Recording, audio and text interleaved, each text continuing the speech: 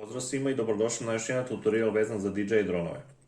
Kao što smo pričali u prošlom videu, pored Uncontrolled Descenta, Flyaway predstavlja jedan od najčešćih načina da dođe do padova ili gubitka drona.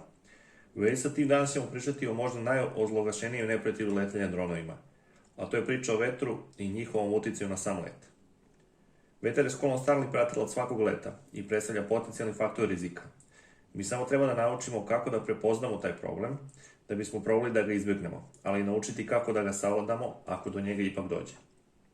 Odmah na startu moramo reći da ovako mali dron od 249 grama ne može da drži istu jačinu vetra kao što je mogao dron od preko 1 kg, kao što je Mavic 2 Pro ili Phantom 4, ali realno iznenađujuće je koliko zapravo on jak vetar može stvarno da ponese. I sve to imajući minus sliku dok snimate. Ali naravno on ima svoje limite. I jedan od najbitnijih stvari kod upravljanja dronom je znati njegove limite i kretati su tim granicama. I dok to radite, nemate čega da se plašite.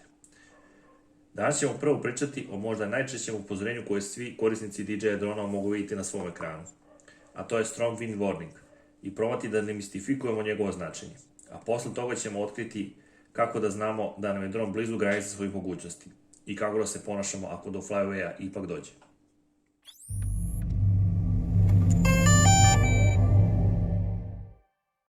Strong wind warning. Aircraft unable to return to home automatically. Lower your altitude immediately and return to home manually. Ovo upozorenje je sigurno svako video na svom ekranu prilikom letenja. I realno zabrinjavajuće zvuči deo da dron ne može sam da se vrati u slučaju aktiviranja Return to Home-a. Međutim, zapravo to i nije baš tako. Pre nego što uđemo u dublju analizu, samo jedan brz osvrt o nečemu što smo objasnili u prošlom videu. A to je kako se dron kreće. Znači, pored propelera, svojom rotacijom stvaraju silu potiska ka dole i baterijama koje im napajaju njihove motore. Bitna stvar je napomenuti da dron treba da napravi određeni nagib da bi ga sila potiska koje stvaraju propeleri gurala u željenom pravcu. E sad, kod većine DJI dronova imamo 3 moda letenja. Kod ovog našeg ovdje minija oni nose oznaku CP i S mod. C i P mod dozvoljavaju dronu maksimalni ugao koji može da napravi od 20 stepeni, dok u S modu on ide do 30 stepeni. I zbog toga u tom modu može da razvije maksimalnu brzinu od 30 metara u sekundi. Zaključak je jasan, da maksimalni nagib koji dron može da napravi je u direktnoj korelaciji sa maksimalnom brzinom koju taj dron može da postigne. Isto tako da podsjetimo, kada dron održava poziciju, to jest hoveruje, dok trpi udare vetra, on će se nagnuti ka vetru, stvarajući silu potiska u tom pravcu i tako kompenzovati utice vetra i dozvoliti mu da zadrži zadatu poziciju. Na primjer, ako je jačina vetra 5 metra u sekundi, dron će se oduprti uticaju vetra pravići određeni nagib ka vetru, stvarajući istu brzinu drona da bi se anulirao utice vetra i tako dron ostao na svojoj poziciji. E sad, što se tiče glavnog pitanja, kad se aktivira Strong Wind upozorenje? Ono se aktivira kad je brzina vetra 7 metara u sekundi. U tom trenutku sistem letelice reaguje pravljenjem nagiba ka vetru, generišući istu toliku brzinu od 7 metara u sekundi. Kao što smo rekli, da bi se anulirao uticaj vetra, odnosno da bi dron na taj način uspeo da zadrži zadatu poziciju. Kada sistem registruje potrebu za pravljenje tog nagiba, da bi se generisala ta brzina od 7 metara u sekundi, to je okidač ovog upozorenja koje nas se stalno pojavljuje na ekranima. Zbog toga u upozorenju i stoji da dron ne može da se automatski vrati na home point. Jer ako do aktiviranja Return to Home-a dođe, a da se podsjetimo, do njega može doći usled gubitka signala ili kada mi sami pritisnemo Return to Home dugme na joysticku, dron se uvek, i to je bitno da zapamtimo, dron se uvek prebacuje u P mod, gde mu je maksimalna brzina od 8 metara u sekundi. Što znači da je vetar možda i previše jak i da možda u tom slučaju, bar dok je u P modu, neće moći da se vrati na home point. Međutim, da li kad se pojavi ova poruka stvarno znači da su neposredno opasnosti da nam se desi Flyaway? Pa ne baš. Zato što česti uzrok aktivacije ovog upozorenja je uglavnom usled trenutnog naleta vetra. Znači ne klasičnog vetra koji konstantno struji, već nalet, odnosno udar vetra koji se dešavaju s vremena na vreme. Tako da problematično bi bilo kad bi konstantni vetar imao brzinu od preko 8 metara u sekundi, što je otprilike približno 30 km na sat. Pri toj brzini vetra ja ne bih preporučio letenje a ovo upozorenje će non stop da se pojavljuje. Isto tako za procenu brzine vetra ja lično koristim aplikaciju koja se zove UAV Forecast App, gde možete imati i procenu brzinu vetra, a i brzinu nalete vetra na različitim visinama. U najvećem broju slučaja flyaway se desi usled greške pilota, i to uglavnom usled neupućenosti u karakteristike i sposobnosti svoje letelice. Međutim, najčešći rezultat toga je gubitak drona. Sad ćemo pričati o tome kako da sprečimo da nam se flyaway uopšte i desi. Pre samog poletanja, probajte da ne podešavate auto return to home visinu više nego što je potrebno, jer ako se slučajno nađete u situaciji sa jačim vetrom, u slučaju pritiska na return to home dugme ili usled gubitka signala kad se auto return to home aktivira, zbog loših postavki, dron može da ode još više u visinu, gde će se sigurno susretiti sa još jačim vetrom i snažnim udarima vetra, čime će se sigurno otežati njegovo vraćanje nazad. Tako da probajte da tu visinu podesite na što nižu, ali ipak bezbednu visinu.